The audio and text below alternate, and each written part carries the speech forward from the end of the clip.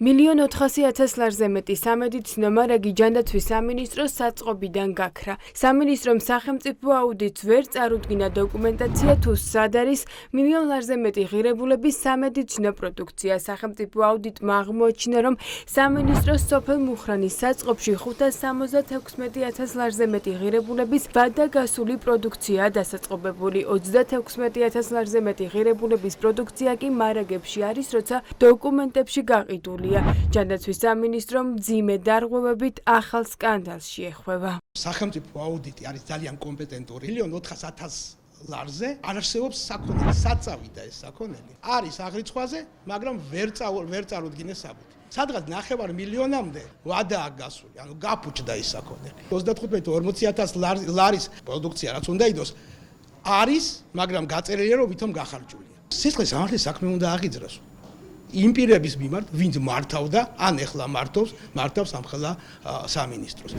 სახელმწიფო აუდიტის სამსახურის 124 გვერდიანი დასკვნა გადავსებულია შემთხვევებით, როდესაც სამინისტრომ ვერ წარადგინა შესაბამისი ნასყიდობისა თუ ხაშ-საღრიცხვის დოკუმენტაციები. დადგინდა, რომ 91 კლინიკის მიმართ ჯამში სამინისტროს 4,824,000 ლარზე მეტი დავალიანება აქვს, რაც გამოწვეულია იმით, რომ სამინისტროს სათანადოდ ვერ უზრუნველყოფს სესხის გაცემის პირობების მონიტორინგს.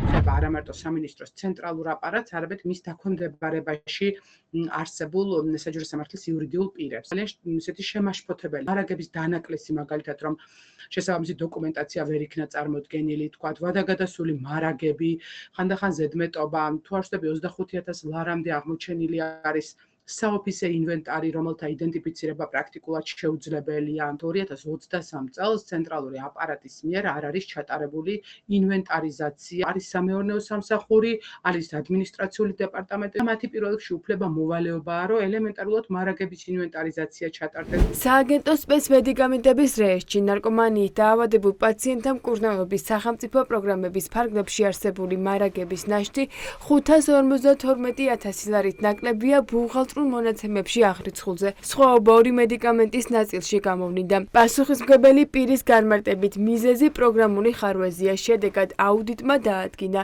რომ მატერიალური მარაგების რეესტრი სწორად არ ასახავს მედიკამენტების მოძრაობას, რაც სპეციალისტებისთვის განგაში სიგნალია. ეს აქტივი მნიშვნელოვანი და ღირებული შესაძლებელია ყოფილიყო თითეული მოქალაქის ჯანმრთელობისათვის, ვინაიდან აქ არის ლაპარაკი ისეთ რესურსზე, როგორიც არის მაგალითად სასწრაფო სამედიცინო დახმარების მანქანები, სხვადასხვა ტიპის აპარატურა, რომელთან დაკავშირებითაც დაზუსტებული ინფორმაცია ამ ეტაპისთვის ეგრეთ წოდებულ სამინისტროს არ გააჩნია. ჩნდება საფუძვლიანი ეჭვი კორუფციულ გარიგებებთან დაკავშირებით, ვინაიდან სხვა შემთხვევაში ისინი ძალიან დეტალურად აღრიცხავდნენ, მათ შორის სპეცკონტროლს დაქვემდებარებული მედიკამენტების აღრიცხვა, სადაც ჩვენ ვხედავთ, რომ დაახლოებით 9,5 მილიონ ლარამდე არის სხვაობა. აღმოჩენილია 160 ავტომანქანა, მათ შორის სასწრაფო სამედიცინო დახმარების მანქანები, 52 სამედიცინო საწოლი, 5 ჟანგბადის სასუნთქი აპარატი, 122 სამედიცინო კარა და 22 მაცივარი, 16